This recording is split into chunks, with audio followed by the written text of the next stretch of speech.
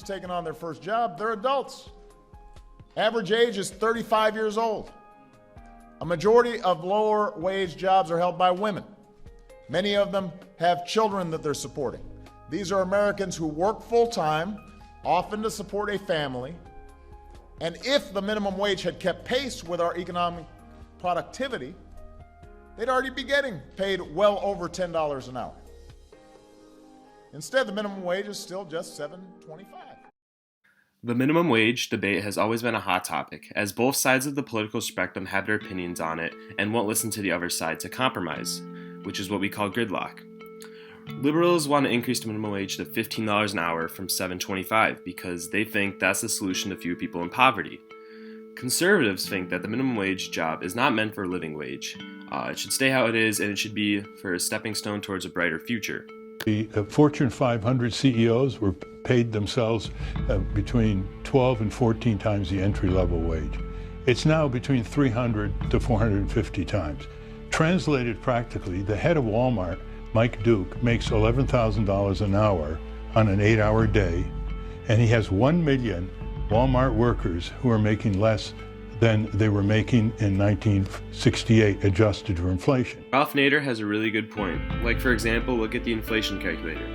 The minimum wage went from as low as $6.17 in our time to as high as $11.10 in our time. There's also the increase in high school graduation rate and how a good amount of minimum wage workers have a college degree. People's productivity has been increased throughout the years. Shouldn't the wage be as well? Cannot get a $2.15 over 2 years. Over 2 years. What is the price? We ask the other side. What is the price that you want from these working men and women? What cost? How much more do we have to give to the private sector and the business? How many billion dollars more are you asking? Are you requiring? When does the greed stop? They want to feel like they can move to the next socioeconomic class. But we've had such a stilted movement over the last 20 years that people have stopped dreaming that way. And so I think what they do want to see is our politicians and our elected officials actually making an effort to understand what they're doing. So to just simply say, no, that's not going to work, forget it, that's not going to work, is not going to help. Look through the low-wage workers' eyes for a moment. The minimum wage hasn't risen since 2009. It's $7.25 today. That's, about $15,000 a year if you look at the federal level. Workers say it's simply not enough to live on. But look at it now through the eyes of the fast food CEO, for example. If wages go up, they'd say they'd have to pass on those increased costs to consumers. Goodbye, dollar menu. Hello, $1.25 menu. But the worker sees the big CEO salaries. Burger King CEO, $6.5 million. Young Brand CEO, that's Taco Bell, KFC, Pizza Hut, $11 million. McDonald's CEO, almost $14 million a year. But the CEO, maybe, the business view is a little bit different. Automation. If workers get too expensive, they can be replaced by machines. The conservatives' defense to the 1968 $11.10 adjusted minimum wage is how in 1968 there was an economic crisis.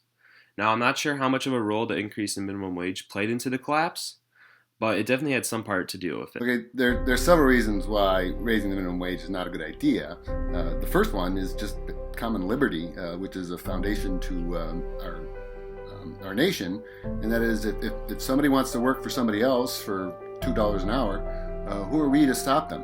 They're engaging in a mutually beneficial transaction, and a law that prevents them from doing that is just us encroaching on other people, and that's not right.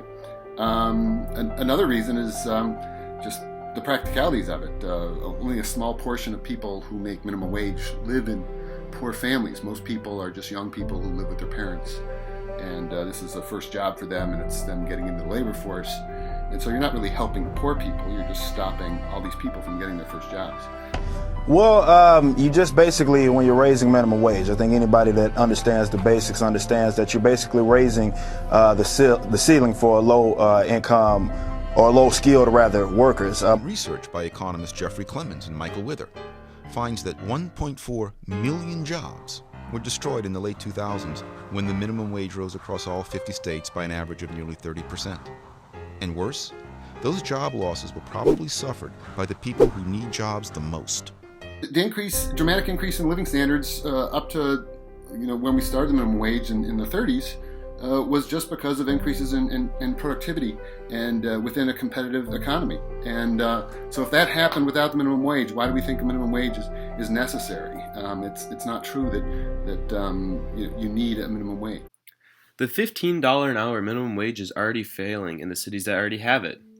For example, look at Seattle. Only a year after the change, workers are asking for less hours to stay on welfare programs. Now, it's only $11 right now, but they are going to plan to increase it to $15 an hour in 2018. Prices are also being raised by 15% in Seattle restaurants and comic stores and all other places, and longtime businesses are being shut down. The minimum wage is not something that people generally live off of. This is one of the biggest canards that I think was perpetuated by the president's speech. He put this, kind of narrative out there that, you're raising a family of 2 kids on a minimum wage, that somehow it's, 2 family incomes or 2 people working and working poor rather who are benefiting from this. Only 4.7%, according to the Bureau of Labor Statistics, of minimum wage earning people fall into the category the president describes. Nobody's forced to work at a fast food joint. You do that to get workplace experience. Then you figure out how to get a better job. That's how capitalism goes. You work your way up, unless your dad owns the business. Truth is that capitalism really hasn't changed all that much over the years. Prove yourself in the marketplace and your salary will rise. However, if you're incompetent, lazy, or dishonest, you're going to fail. The left in America, and that includes President Obama, wants the federal government to guarantee wages. And if they could, they'd guarantee jobs. That is called socialism. But the USA is a capitalist country. And if you get educated, work hard, you will not be making minimum wage. My proposal is to increase the minimum wage to $10.10 an hour. Yes, the prices will increase, but not by that much. The minimum wage should be around close to what it was in the past if you take in productivity and inflation into factor. $15 is just way too much. You want the workers to try to go for more and not settle. Some jobs may disappear with the increase, but nowhere near as much as if the wage was $15 an hour. I see Barack Obama's proposal as a compromise for both sides, and I think it's the best deal that they can get.